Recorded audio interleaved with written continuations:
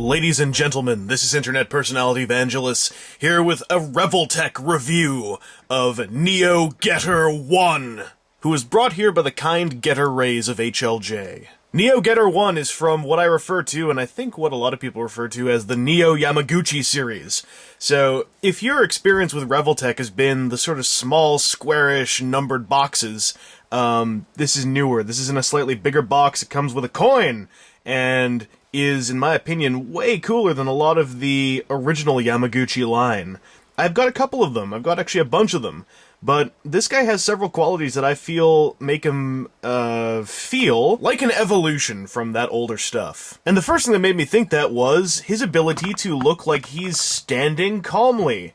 Now, one of the biggest things people tend to bring up about Revoltech is that typically these guys' legs are all the way out to the sides, and you can't really get them to stand nice and straight like this. Now, I did have to do a trick for this, guys.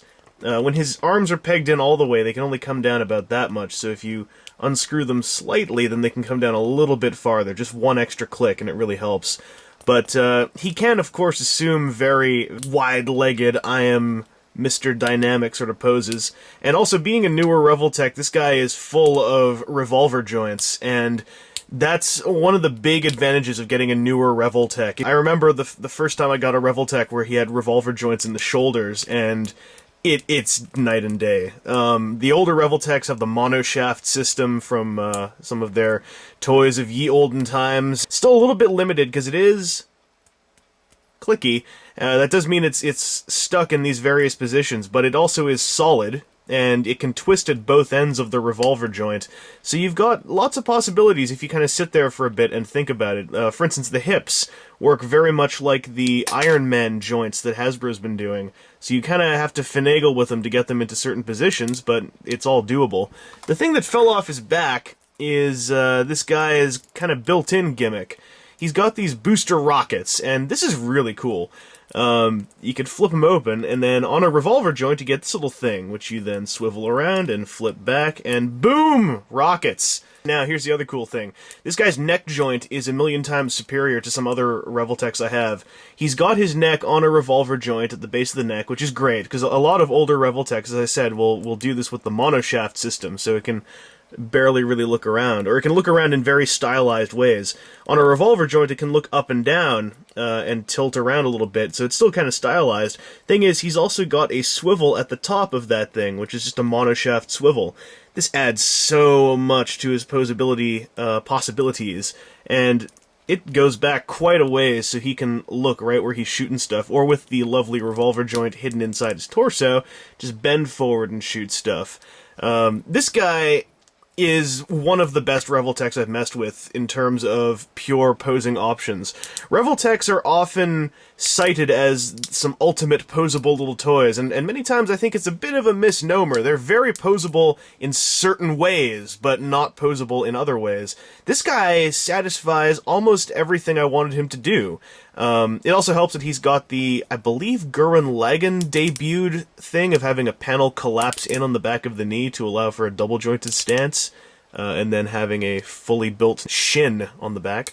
But, yeah, this guy is marvelous, and I'm really impressed. I was actually not expecting him to do this much. I'm a little bit used to the slight limitations of the numbered Yamaguchi line, and I do say slight, typically just in the older ones.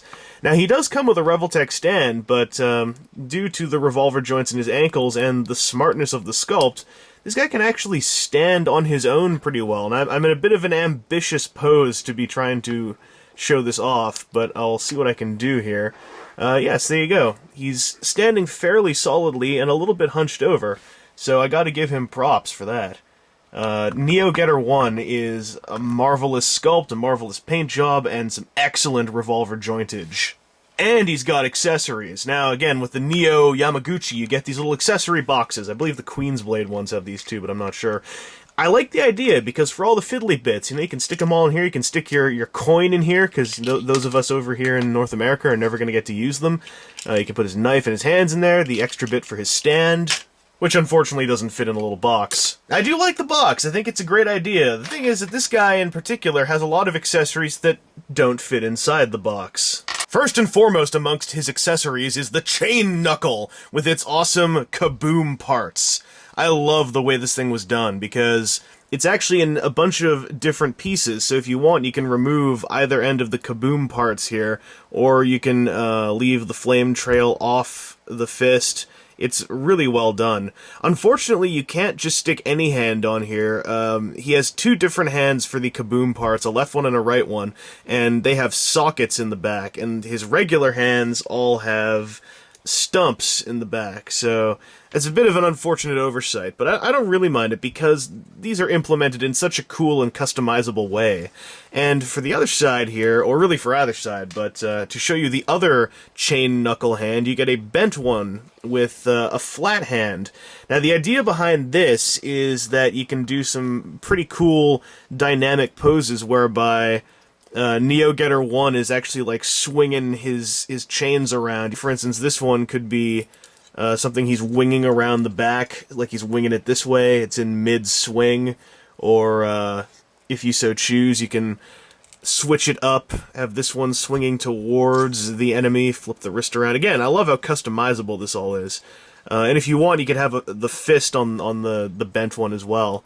The other hand I swapped on there would be one of his open hands. He's got a pair of them, and like I believe the Tetsujin Revoltech, these things are somewhat unique amongst Revoltech spare hands in that they have their own up and down swivel joint. Now, these are, you know, your basic I have fingers hands, but if you'll notice, one of them has a hole in it, because this is for his other big signature attack. This is for the big blue lightning bolt, also known as Plasma Thunder. So I actually think that this guy looks a little bit doofy when he's using this attack, given the limitations of how accessories can look, and this does look great, all things considered. It always just looks like he's holding a big stick over his head. Now, you know, he wings this at dudes, and they blow up something hardcore. The fact that it pegs in up here is great for stability, so you're not trying to balance it in there.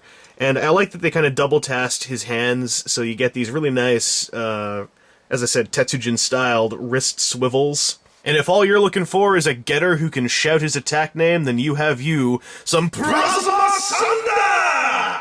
But that's not all. You see, for whatever reason, Neo-Getter was decided to not have had enough accessories, so Yamaguchi took things into his own hands.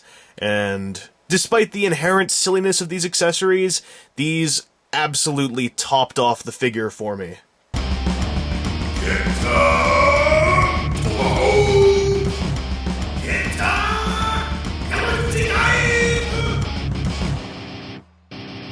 The Yamaguchi Knife is a shank for a robot. A giant super robot. This is one of the Yamaguchi original accessories, according to the katakana on the back of the box. What's cool about this is, in the butt plug that you'd stick the stand into, you get this little holster, if you so choose, and you can jam the knife back there for tactical storage, except that I can't get it to stick in right. There we go. His final pair of hands are basically these holding things hands, which are meant for the Yamaguchi original accessories. You also get the Yamaguchi machine gun. The holding things hand really forms itself around the trigger and handle, and has a slight curve out to it so he can hold the gun properly, be it up like this. This gun and knife, for whatever reason, to me, are my favorite parts of this guy, aside from his posability. They really finish off a truly excellent accessory set, especially considering that this guy, I believe he retails for around about $20-25, and adding in those extra couple of parts really helps make his value feel like it's there. The rockets, the chain knuckles, and in last place, the Plasma Thunder. He's really going to give you your Revoltech money's worth.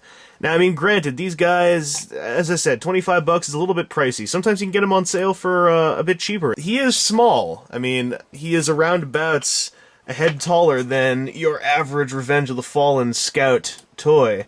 That, and he's another getter, and if there's one thing that Revoltech has been doing well, or at least plentifully, it's getters. You can totally add this guy to your giant Getter shelf if you are of that persuasion.